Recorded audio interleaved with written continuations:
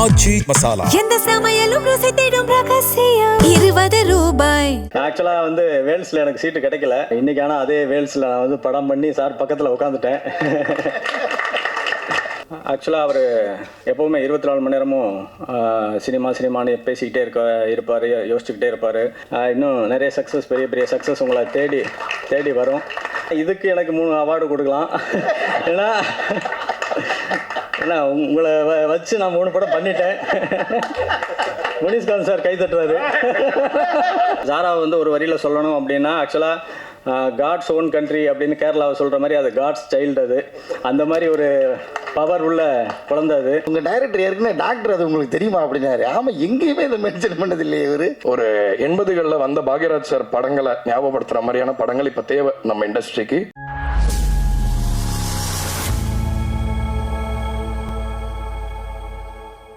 எல்லாருக்கும் வணக்கம்.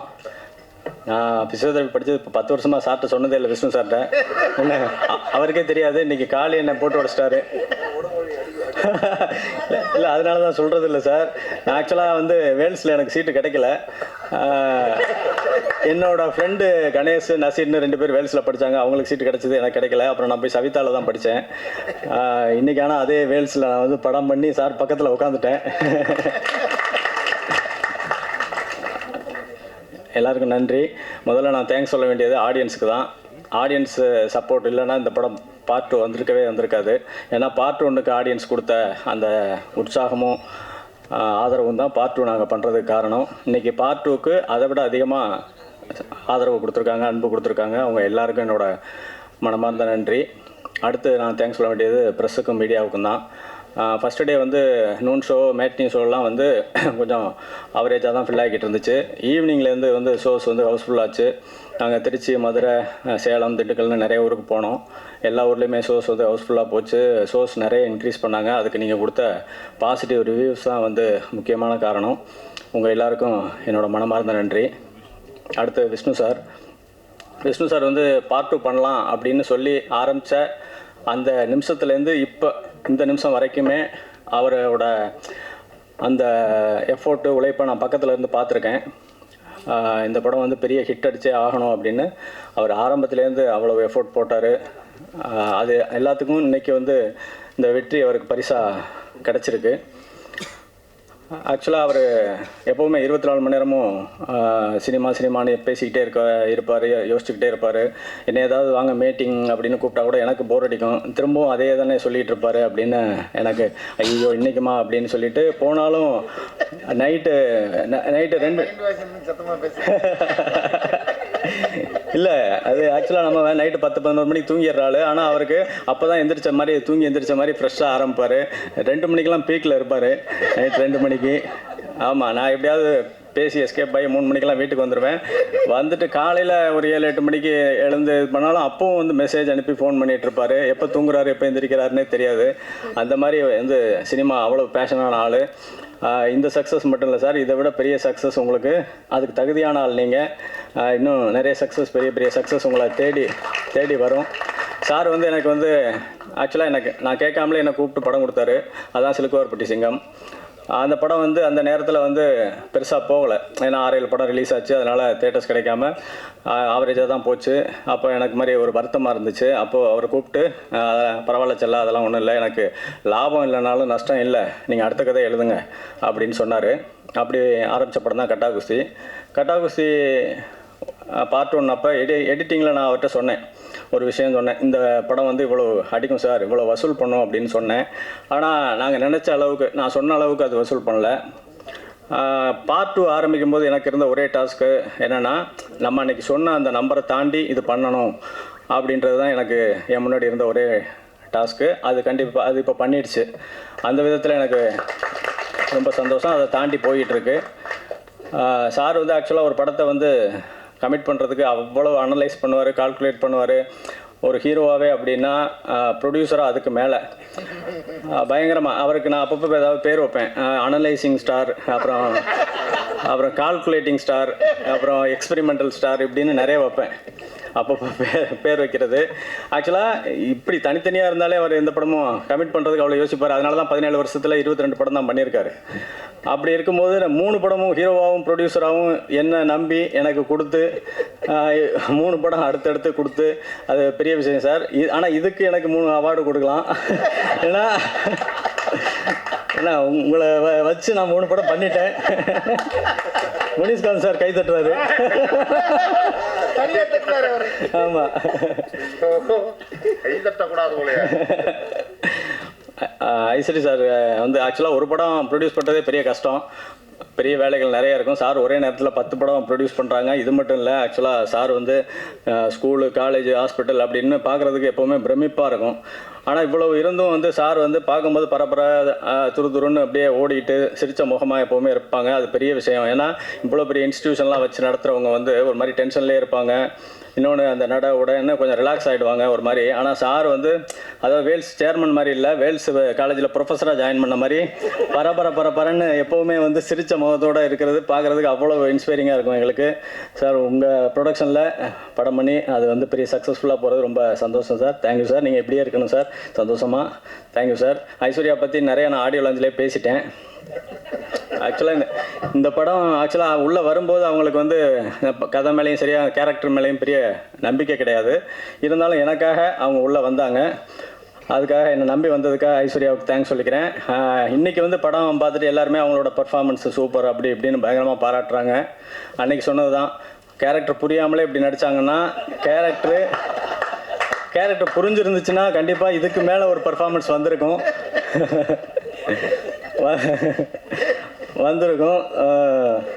Thanks Aishwarya ma'am. அப்புறம் ஜாரா வந்து ஒரு வரியில் சொல்லணும் அப்படின்னா, ஆக்சுவலாக காட்ஸ் ஓன் கண்ட்ரி அப்படின்னு கேரளாவை சொல்கிற மாதிரி அது காட்ஸ் சைல்டு. அது அந்த மாதிரி ஒரு பவர் உள்ள குழந்தை அது.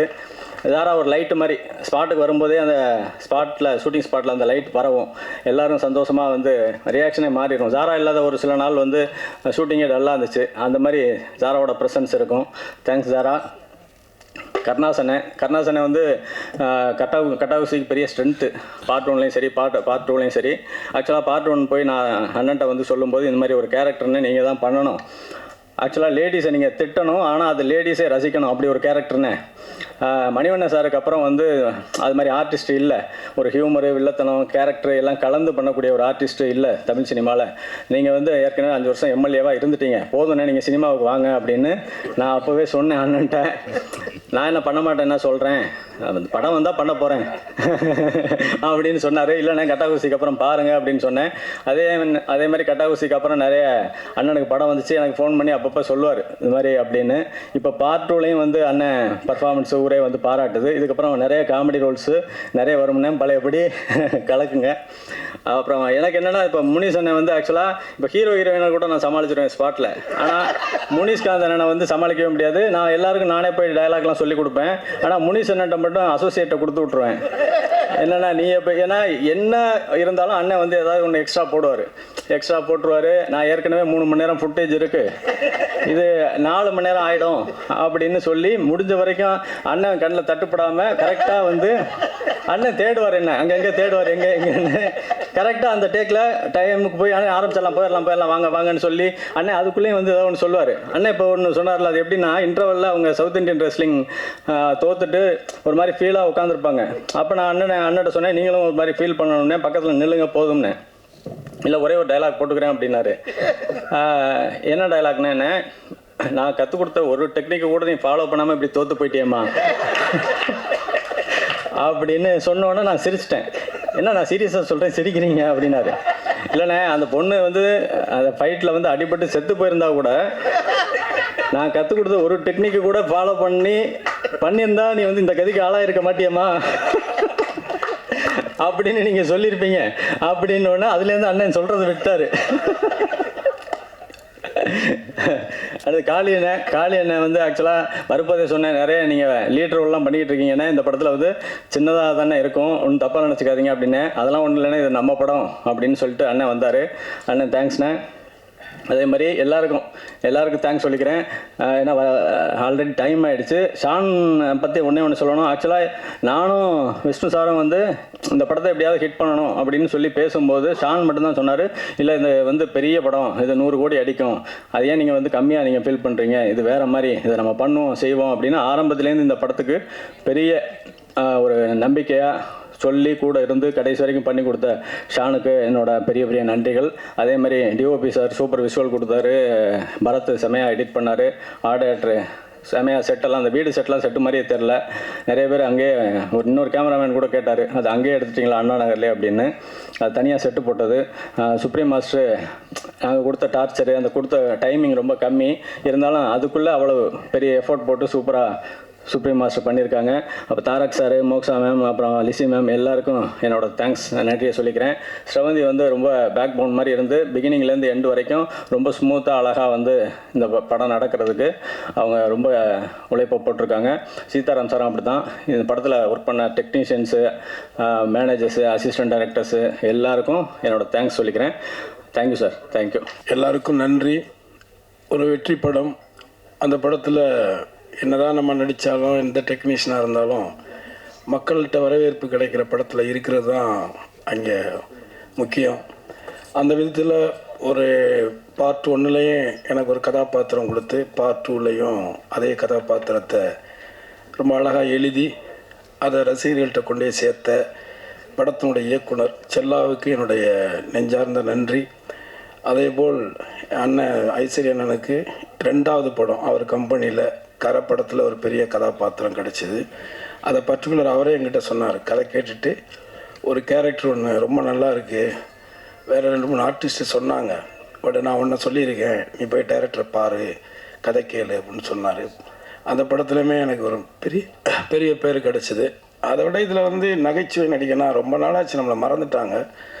அதுதான் உண்மையும் கூட. நம்மளும் ஆஃப்டர் த பாலிட்டிக்ஸ்லேருந்து வெளியில் நான் நடிக்கும் பொழுது ஒரு கேரக்டராக ஒரு மணிவண்ணன் சார் மாதிரி ஒரு கேரக்டர்ஸ் கிடச்சி பண்ணுவோம் அப்படின்னு நினச்சி தான் நான் முயற்சி பண்ணிகிட்டு இருந்தேன். மறுபடியும் இந்த தேட்டரில் நான் போய் பார்த்தேன், கமலா தேட்டரில் ஆடியன்ஸ் கூட உட்காந்து படம் பார்த்தேன். ஸோ அவங்களுடைய இது ரொம்ப நல்லா இருந்தது. ஸோ அதனால் வேல்ஸுக்கும் குஸ்மிதாவுக்கும் என்னுடைய வாழ்த்துக்கள். முதல்ல அந்த படம் வெற்றி படம் எடுத்ததுக்கு. அடுத்து ஹீரோ. எனக்கு ரொம்ப சமீபத்தில் 2 படம் தான் நடிச்சிருக்கேன் அவர் கூட. ஆனால் அவர் என்ன சொல்கிறது, சினிமாவில் நான் எல்லாத்தையும் பார்த்துருக்கேன், ஓரளவு ஏற்ற இறக்கம் எல்லாமே பார்த்துருக்கேன். அந்த விதத்தில் ஒரு ஹீரோவாக தன்னை நிப்பாட்டிக்கிறதுக்காக அவர் தன்னைத்தானே அவர் உழைச்சி கஷ்டப்பட்டு போராடி ஒன்று பண்ணுறாரு. அவர் கூட சிவாங்கி சகோதரி இருக்காங்க, செவந்தி இருக்காங்க. அவங்களுக்கு என்னுடைய வாழ்த்துக்கள். ஏன்னா அவங்க பிஹைண்ட் த ஸ்க்ரீன் தான், பட் நிறைய ஹார்ட் ஒர்க் இந்த படத்தினுடைய வெற்றிக்காக ரொம்ப உழைச்சவங்க. அந்த விதத்தில் விஷ்ணு விஷாலுக்கு என்னுடைய நெஞ்சார்ந்த நன்றி, வாழ்த்துக்கள். அதே மாதிரி இதில் வேலை செஞ்சுருக்கிற எல்லாருக்குமே என்னுடைய வாழ்த்துக்கள், நன்றி. மீண்டும் உங்களுக்கு நல்ல படங்களை எப்போதுமே எந்த சமரசமும் இல்லாமல் மக்கள்கிட்ட எடுத்துக்கிட்டு போகிற உங்களுக்கும் உங்களுடைய நல்ல உயர்ந்த எண்ணங்களுக்கும் இந்த படம் ஒரு வெற்றி படமாக அமைஞ்சதுக்கு மீனாட்சி கூட தேட்டரை விட்டு படம் பார்த்துட்டு வெளியில் வந்தோடனே கட்டா குசி பார்த்தேன், வெற்றி படத்தில் நீங்கள் இருக்கீங்க, சின்ன ரியாக்ஷன் கூட சிரிக்கிறாங்க, வாழ்த்துக்கள்னு ஒரு மெசேஜ் போட்டார். ஸோ அவர்கிட்ட இருந்தெல்லாம் பாராட்டு வருதுன்னா அவ்வளோ ஈஸியாக வராது அந்த மாதிரி ஆட்கள். பட் இருந்தாலும் நல்ல விஷயத்த தைரியமாக சொல்கிறாங்கல்ல. ஸோ அந்த விதத்துலேயே நான் ஃபோன் பண்ணி செல்லாட்ட சொன்னேன், இந்த மாதிரி பத்திரிகைக்காரர்களுக்குமே ரொம்ப பிடிச்சிருக்கு போல இருக்குது படம் அப்படின்னு. ஆகவே இந்த படத்தில் ஒர்க் பண்ண எல்லார் பேரையும் சொல்ல முடியலை. இருந்தாலும் இந்த படத்தில் வேலை செஞ்ச ப்ரொடக்ஷன் பாயிலிருந்து ஆர்ட் அசிஸ்டன்ட்லேருந்து எல்லாருக்கும் என்னுடைய நெஞ்சார்ந்த நன்றி.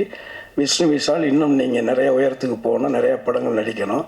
அடுத்து செல்லாவுக்கு இன்னொரு நன்றி. அடுத்து ஒரு தமிழ் சினிமாவுக்கு ஒரு நல்ல ஹீரோயினை இன்ட்ரடியூஸ் பண்ணியிருக்கீங்க, வாழ்த்துக்கள். எல்லாருக்கும் வணக்கம். இந்த படம் இவ்வளோ பெரிய வெற்றிக்கு காரணமாக இருக்கிறதுக்கு உழைச்சவங்க எல்லாருக்கும் முதல்ல நன்றி. தயாரிப்பாளர்களுக்கு என்னுடைய வாழ்த்துக்கள், அப்புறம் நன்றி. ஏன்னா டிஜிட் ஏறிக்கிட்டே இருக்கிறதுனால அதுக்கு வாழ்த்துக்கள், எங்களுக்கு வாய்ப்பு கொடுத்ததுனால நன்றி. கணேஷ் சாருக்கும் விஷ்ணு சாருக்கும் தயாரிப்பாளராக நன்றி சொல்லிக்கிறேன். டைரக்டருக்கு ரொம்ப பெரிய நன்றி, வாழ்த்துக்களும். ஏன்னா அவர் இப்போ அடுத்த லெவலுக்கு போயிட்டார், கார்லாம் வந்துருச்சு, என்னென்ன வரப்போகுதுன்னு தெரியல.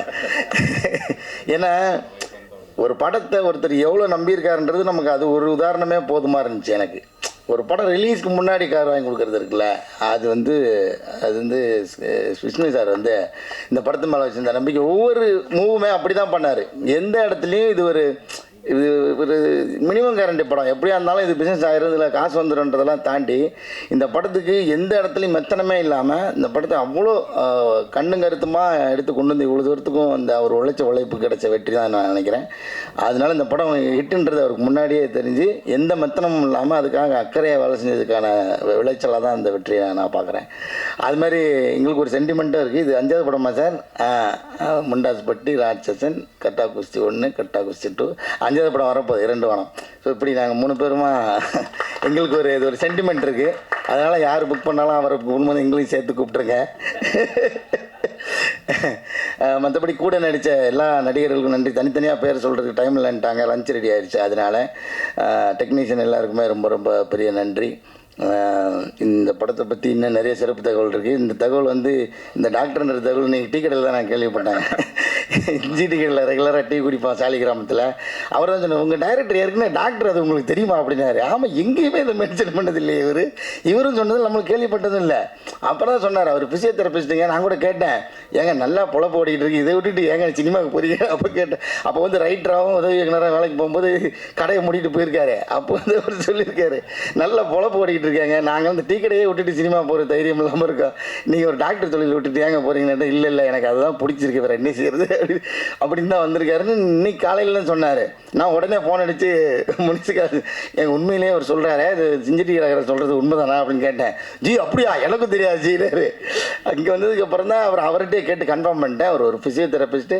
அதனால தான் வலிக்காமல் எல்லாருக்கும் ஒரு வேலையை பார்த்து என்ன வேலை பார்த்துருக்காரு உங்களுக்கே தெரியும். ஒரு ஃபீமேல் சென்ட்ரிக் படம்னே தெரியாமல் விஷ்ணு சார் ஏமாற்றி ஒரு படம் எடுத்து முடிச்சிட்டாரு. எல்லாருக்கும் நன்றி. கார்த்திரையாய் சூழ்ந்த இருளறவே, பேரொழியாய் நின்ற திருவுருவே, ஆசானே என்னை ஆள்பவனே, குருநாதா பக்கிரிசாமி. முதல் தேங்க்ஸ் இந்த படத்துக்கு நான் என்னுடைய குரு பக்கிரிசாமிக்கு தான் சொல்லணும். ஐ திங்க் இந்த பாட்டை கம்போஸ் பண்ண அன்றைக்கி உங்களுக்கு ஞாபகம் இருக்கான்னு தெரியல, முதல் நாங்கள் வேண்டிக்கிட்டது for his wisdom and guidance and his support. So இந்த படத்துக்கு ஒரு ஆன்மீக பலம் கண்டிப்பாக இருந்தது, ஆரம்பத்துலேருந்தே நாங்கள் அதை ஃபீல் பண்ணோம். ஸோ என்னுடைய குருக்கு ஒரு நன்றி. மேடையில் இருக்கிற எல்லாருக்கும் ரொம்ப நன்றி. முதல்ல to start with Vel sir, Aishwari sir, ரொம்ப பெரிய சப்போர்ட் சார் நீங்கள் இந்த படத்தில் ஒன்றா சேர்ந்தது. அஃப்கோர்ஸ் நம்ம கதாநாயகன் தான் ப்ரொடியூசருமே. ஸோ அதனால் அவரும் ஒரு சைடில் பயங்கரமாக மல்லு கட்டி இந்த படத்தை சூப்பராக எடுத்துகிட்டு வந்து நிறுத்திட்டாரு. ஸோ ரொம்ப நன்றி. ஏன்னா இந்த காலத்தில் வந்து ஒரு படத்தை தயாரித்து அதை வெற்றியாக்குறதுன்றது ஐ திங்க் அது வெளியே சொன்னால் ரொம்ப ஒரு சோக கதையாக இருக்கும். ஏன்னா அவ்வளோ பிரச்சனை வரும், சினிமாவில் மட்டும் பயங்கரமான ப்ராப்ளம்ஸ் வரும். ஸோ அது பெரிய வெற்றி. I think it deserves a big round of applause. So I applaud you.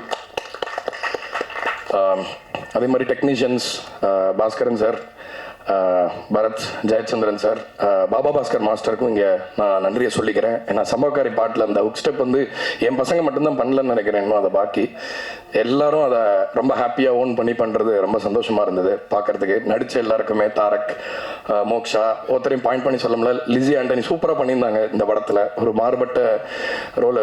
நேற்று கூட நான் போய் தேட்டர் லாக்ஸில் படம் பார்த்தேன், ரொம்ப பெரிய வரவேற்பு கிடச்சி. நேற்றுக்குமே ஒரு வீக் டேவாக இருந்துமே.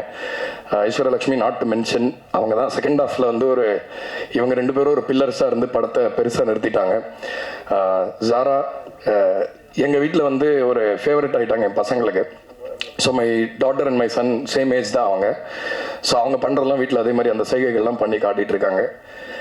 கருணா சார், காளி வெங்கட் அவர்கள், நம்ம முனிஷ்காந்த் ஐயா, எல்லாருக்குமே என்னுடைய பெரிய இந்த வெற்றிக்கான ஒரு பங்கு எல்லாருக்குமே இருக்குது. ஏன்னா குணச்சித்திர நடிகர்கள் அவங்களால தான் நிறைய விஷயங்கள் படத்தில் மிஸ் ஆகிற நிறைய விஷயங்களை அவங்க ஃபில் பண்ணி அவங்க நிறுத்தலைன்னா. ஏன்னா இதில் ஒவ்வொருத்தருமே ரொம்ப சீசன்டு பர்ஃபார்மன்ஸ். ஸோ அது மியூசிக் ரொம்ப ஹெல்ப்ஃபுல்லாக இருந்தது.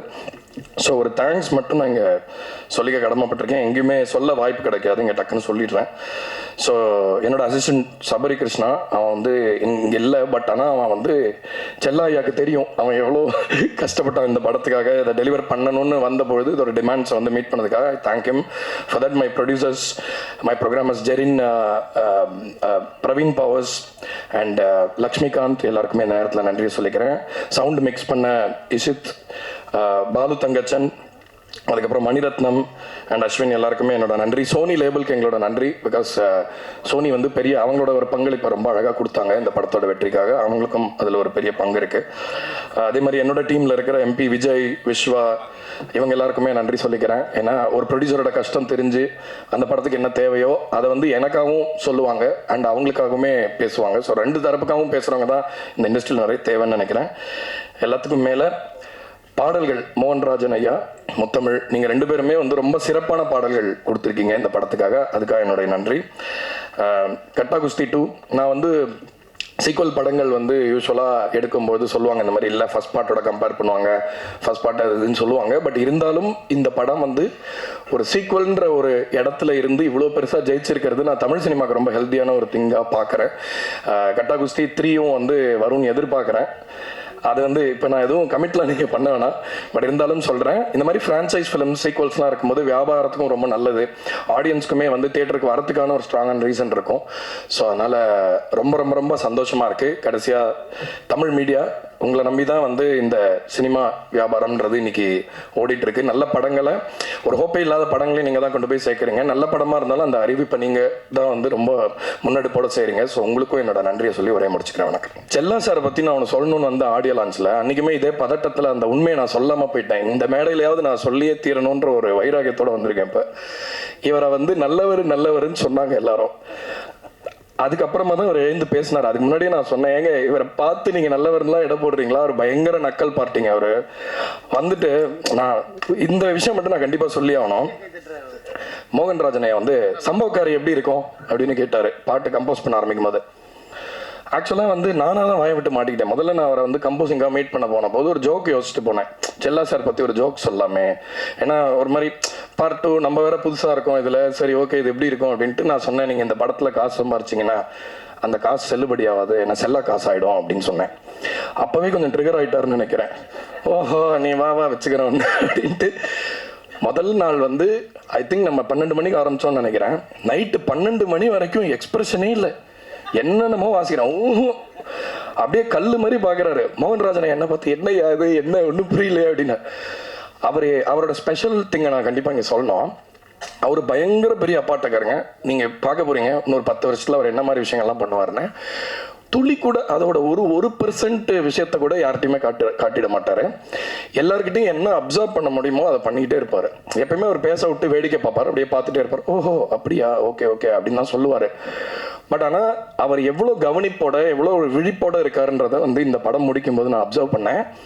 Very very observant person. ஆக்சுவலாக அவர் வந்து ஒரு ரொம்ப சிறந்த கலைப்படங்களுக்கு கூட ரைட்டரா, அந்த மாதிரி படங்கள் கூட அவர் டைரக்டராக போயிருக்கலாம். But I thank him for இந்த மாதிரி ஒரு கமர்ஷியல் ரூட் நீங்கள் எடுக்கிறது சினிமாவுக்கு ரொம்ப நல்லது. ஒரு 80களில் வந்த பாக்யராஜ் சார் படங்களை ஞாபகப்படுத்துகிற மாதிரியான படங்கள் இப்போ தேவை நம்ம இண்டஸ்ட்ரிக்கு. ஸோ அதனால் அந்த மாதிரி தொடர்ச்சியாக இந்த மாதிரி சிறந்த வெற்றி படங்களை கொடுக்கறதுக்கு அவரை வாழ்த்தி விடைபெறுறேன். நன்றி, வணக்கம். தேங்க்யூ செல்லா சார்.